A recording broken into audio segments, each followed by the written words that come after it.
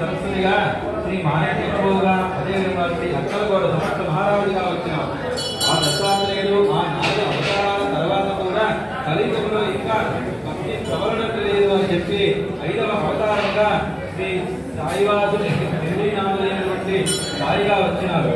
పరిపాలకులు మిగతా నియమాలు లోపించినవి. భరతపుత్ర పరిపాలనలో ప్రజలు చాలా కష్టాలు పడుతున్నారు.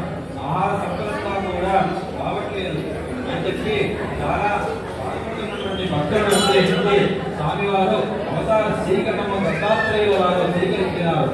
ఈ దుర్భర భక్తులలో దత్తాత్రేయ స్వామి పైన జరిగిన 4 మార్లు సారూపంగా వచ్చి సోదరుడిగా మానవ మధ్య కలిసిపోయే విధంగా ఆగాలి అవతార శ్రీకరణం వెయ్యాలని చెప్పి 19వ శతాబ్దంలో షోడశ కళలతో పరిపూర్ణావతారాన్ని ఆ షిరిడి సాయినాథ సాయిబాబాగా అవతరించినారు. అక్కలగోడ మహారాజు గారి భక్తులైన సాయి కృష్ణాజీ మొదలాయి 2 సంవత్సరంలో కృష్ణాజీ షిరిడి వెళ్ళి బాబా దర్శనం చేసుకున్నారు.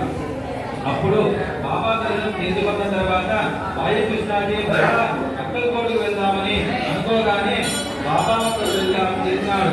మన భారతదేశంలో మహారాష్ట్ర రాష్ట్రాల్లో ఉన్నటువంటి అహ్మదానగర్ జిల్లా గోదరఘాట్ తాలూకాలో పవిత్ర గోదావరి నది తీరంగా షిరిడి అనేటువంటి గ్రామం ఉన్నది.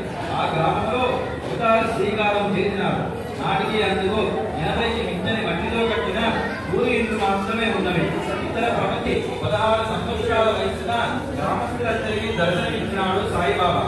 1854 సంవత్సరంలో 16 సంవత్సరాల వయసు గల వారిగా కనిపించి అప్పుడే అక్కడ ఉన్న వారందరికీ కూడా మానవ సేవ అని చెప్పినాడు.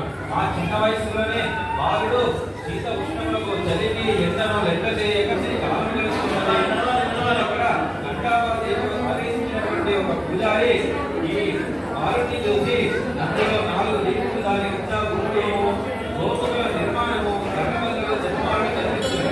ఆ బాలుడు ఇచ్చిన 12 సంవత్సరాలు తపస్సు చేసినవి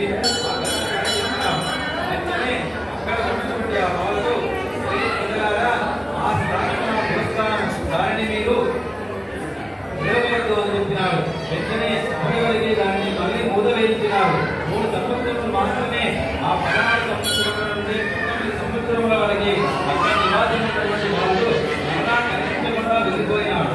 1 సంవత్సరం తర్వాత 1958 సంవత్సరంలో అహ్మద్నగర్ జిల్లా తూర్పు గ్రామం దగ్గర ఒక మామిడి చెట్టు కింద తలపైన టోపీలో 15 చుక్కలు ధరించి సంఖ్యలో త్వరగా పెట్టుకుని బాలుడు కూర్చుని ఉన్నాడు. అక్కడకు సాధుపాటిగా అనేటువంటి ఒక వ్యక్తి వచ్చి తన కృష్ణాన్ని వెలుగుతున్నాడు. ఆ కుటుంబం ఎంతకో కలిసిపోయేసరికి నీరసపడి నిరాశతో ఉండగా అక్కడ ఉన్నటువంటి ఆ బాలుడు ఓ చాందుబడిలో నేను గుణం నుండి వెలుగుతున్నావు కదా, ఆ గుణం నేను పిలుస్తానని చెప్పేసి ఆ గుణాన్ని పిలిచినాడు. ఎక్కడో ఉన్నటువంటి దూరంలో ఉన్నటువంటి ఆ గుణం జాడ జరిపి దాన్ని ఇక్కడ దాకా కనిపించినందుకు ఈ బాలుడు మామూలు వ్యక్తి కాదు, మహనీయుడు అని చెప్పి ఆ చాందుబాడిలో తన గ్రామానికి ఆహ్వానించినాడు. అక్కడే మరలా తన యొక్క ఆ సమయంలో గుర్రము గుర్రము ధరించి తప్పిపోయిన గుర్రం కూడా కనిపించేసరికి చాందుబాడిలో చాలా ఆనందపడుతూ ఉన్నాడు. ఆ చాందుబాడిలో తెలుగు గురించి చూస్తూ ఉండగా ఆ బాలుడు అన్నాడు, కొత్తగా నీరు వచ్చింది. ఆ నీటితో గుడ్డను కలిపి తెలుగు గుర్రపులు పెట్టి కూడా మరలా ఆ సతలను భూమిలోకి కొత్తగా నిప్పు వచ్చింది. ఉన్నటువంటి సనకాలలోనే భూమి నుండి నీరు నింపుకున్నటువంటి ఆ బాలుడిని చూసి ముగ్గురైపోయినాడు చాంద్రబాడి. వెంటనే సృష్టికి మూలమైన పంచభూతాలను కూడా ఇక్కడ శాసిస్తున్నాడు అని చెప్పి తన గ్రామానికి రావాల్సిందిగా ప్రార్థించినాడు. చాంద్రబాడిలో పోయినట్టుగానే ఆ బాలుడు గ్రామానికి వెళ్ళినాడు. చాంద్రబాడిలో బావమరిది అయినటువంటి కొడుకు పెద్ద బృందంలో 1950లో రెండవసారి ఆ బాలుడు షిరిడి వచ్చినాడు. షిరిడిలో ఖండోబా ఆలయంలో పూజారి అయినటువంటి భక్తమాంసాలను చూసి చూడగానే ఆ బాలుడిలో భగవంతుడు రూపించి దయచేసి సాయి అని చెప్పి స్వాగతముగా పలికినాడు. అప్పటి వరకు ఆ బాలుడికి ఏ పేరు లేదు. ఇప్పుడు మరసాపతి అనేటువంటి పూజారు వచ్చినావా స్వామి సాయి రండి అని చెప్పి సాయినాథునిగా నామకరణం చేసినాడు.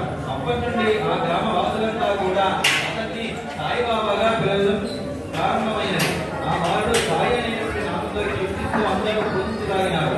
సాయి అనగా సాయి భక్తులకు